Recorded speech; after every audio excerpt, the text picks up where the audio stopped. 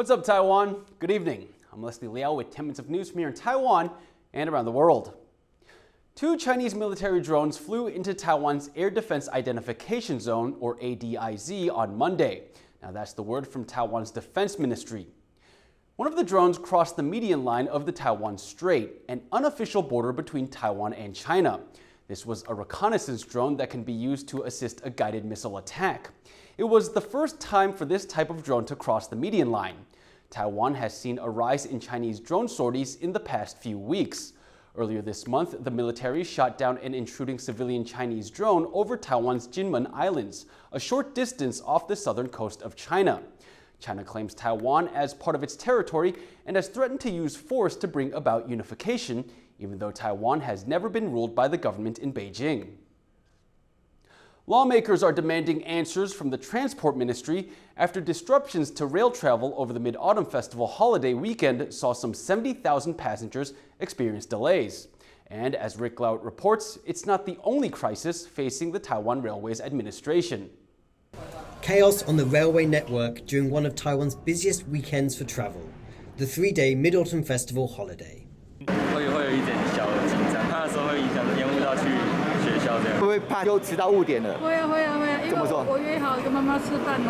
Over 3 days, more than 70,000 travelers faced delayed journeys before Taiwan Railways Administration finally fixed signal malfunctions in Jianghua on the country's crucial west coast line.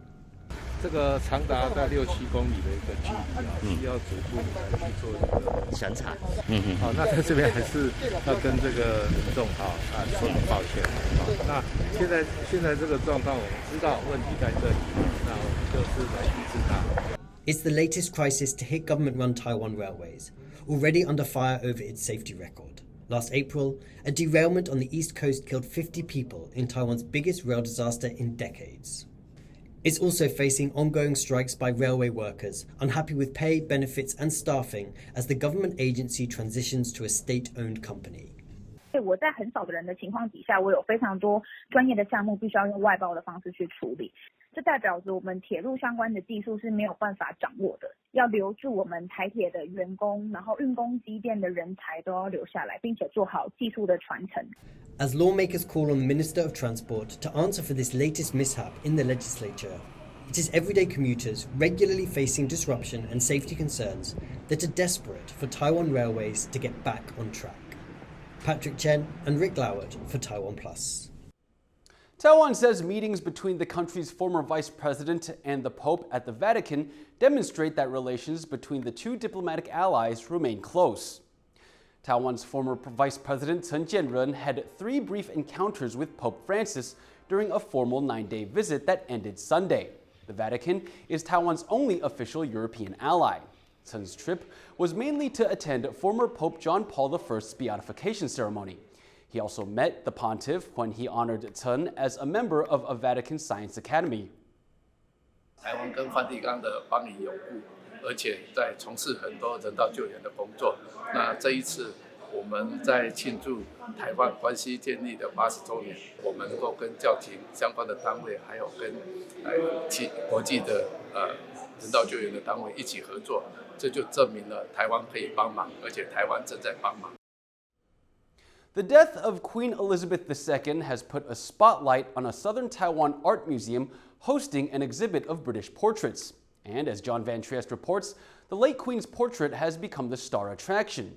And demand for Queen Elizabeth merchandise at the gift shop is soaring. 500 years worth of portraits of Britain's best and brightest. And it's Queen Elizabeth II that many are coming to see. Since August, the Chimay Museum in Tainan has hosted the Taiwan leg of a traveling exhibit from the UK's National Portrait Gallery. Shakespeare, Darwin, and the Beatles are all here. But there's been a shift of tone since the Queen's death last week. Many are now coming to the museum to admire her portrait and reflect on her life. 觉得她一生都很传奇啊，然后她也很长寿，也很健康啊。可是突然这样也是让大家蛮错愕的。 And the museum has found that suddenly, visitors are wanting to take the Queen's image with them, too.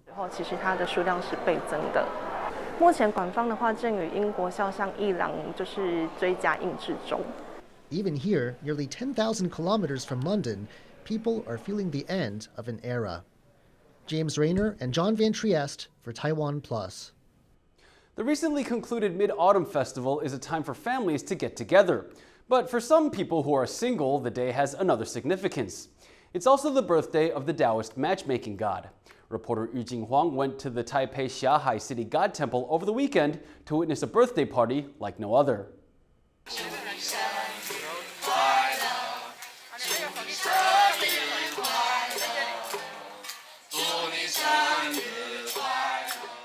At first glance, this may seem like a strange place to hold a birthday party, but these people are actually seen to the matchmaking god, whose birthday lands on the Mid-Autumn Festival. They've also brought him gifts. 有一盒月饼，然后这是朋友送的。那另外就是一个是巧克力，就是甜的东西。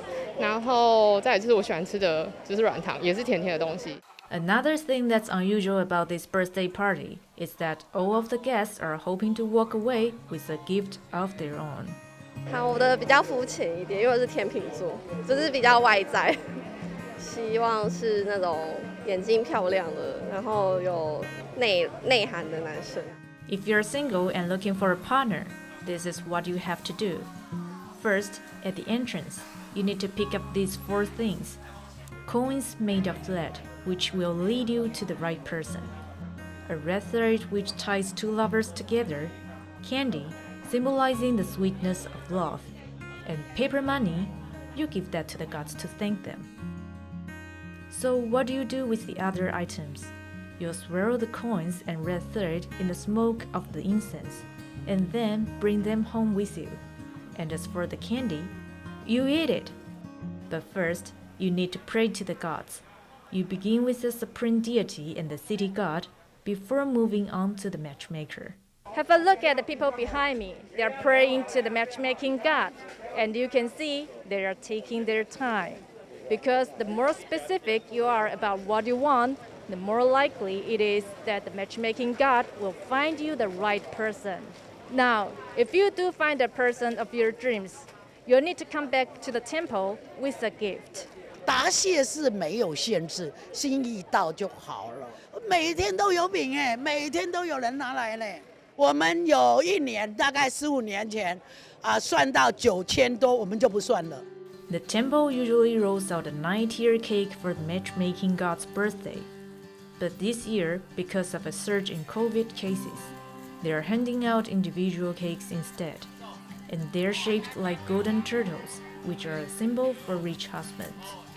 Even if your ideal partner doesn't appear before your eyes, at least you'll be left with the sweet taste of cake in your mouth. Kamashi and Eugene Huang for TaiwanPlus. Taiwan athletes have won big at an international Taekwondo competition in Poland. Luo Jialing claimed the gold medal in the women's 57-kilogram event at the Polish Open in Warsaw. And Chen Boyan also won gold in the men's 58-kilogram category. Luo says after their matches, they plan to enjoy a late mid-autumn festival. Fall is an exciting time of year for birdwatchers in Taiwan. They've been getting sightings of thousands of Chinese sparrowhawks passing through on their way south for the winter. These sparrowhawks were spotted over the mountains of Taidong County in eastern Taiwan. The county's Wild Bird Society recorded more than 4,000 sightings of the bird over the Mid-Autumn Festival weekend, which concluded on Sunday. Chinese sparrowhawks breed in Taiwan, China, and northern parts of East Asia, and like to winter in the warmer tropical climes of the Philippines and Indonesia. Thank you for watching What's Up Taiwan. Remember to download the TaiwanPlus app for more stories from Taiwan and around the world. Finally today, we leave you with images of the French tidal island of Mont Saint-Michel, surrounded by the waters of the English Channel as the tide reached its highest point this year. I'm Liao. Take care and see you next time.